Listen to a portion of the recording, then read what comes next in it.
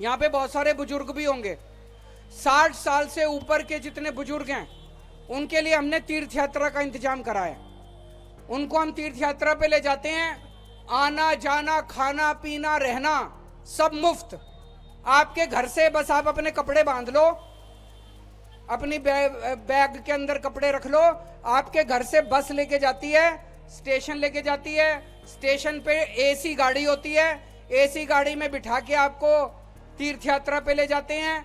वहां पे सारा बस घुमाती है आपको, सारे मंदिरों में घुमाती है, सारा खाना फ्री, एसी होटल में रुकवाते हैं और वापस आपके घर छोड़ के जाते हैं। दिल्ली विधानसभा चुनाव के मुहाने पर खड़ी है। बीजेपी और कांग्रेस दिल्ली की जनता से एक के बाद एक कई वायदे कर रही है। वहीं दिल्ली की सत्ता में हैट्रिक मारने की कोशिश कर रही आम आदमी पार्टी अपनी पिछली रिपोर्ट कार्ड भी पेश करने में लगी हुई है।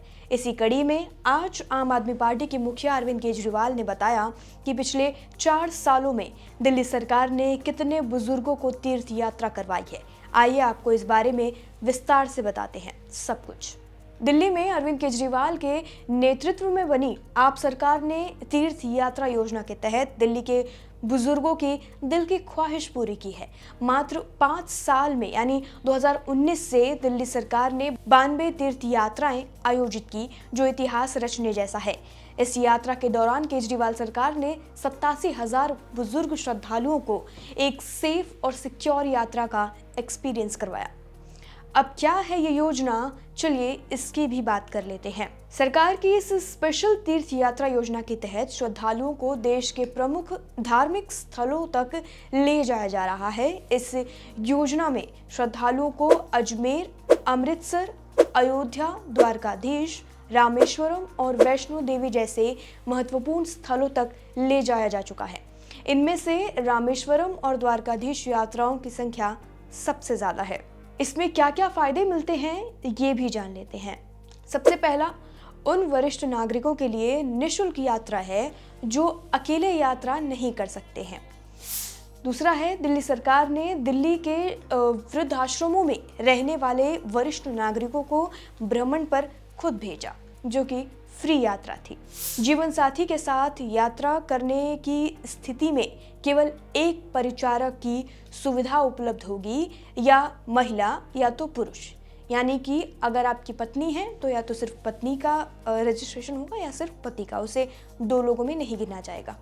चौथा ये है कि दिल्ली सरकार तीर्थ यात्रा पर होने वाले सभी खर्च उसका सरकार ही देती है, जिसमें यात्रा, भोजन और आवास का जो एक्सपेंस है, रहने खाने पीने का, सब कुछ सरकार ही देगी। 5वां और आखिरी ये है, यात्रा के दौरान पैरामेडिकल स्टाफ और परिचारक जैसी सुविधाएं भी दी जाती हैं।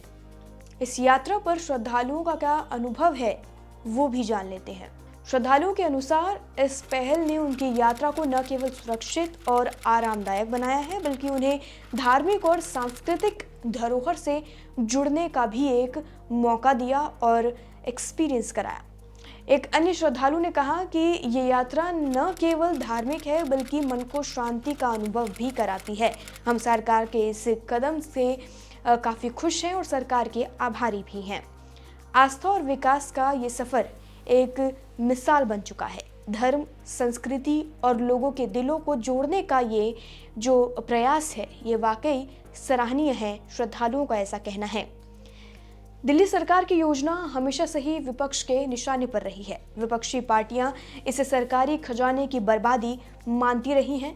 वहीं जानकार ये मानते हैं कि इस योजना के माध्यम से अरविंद केजरीवाल ने बहुत तेजी से बीजेपी के वोट बैंक में सेंधमानी की है। बाकी अपडेट्स के लिए और जानकारी के लिए, बाकी खबरों के लिए जुड़े रहिए और देखते रहिए लोकमत हिंदी।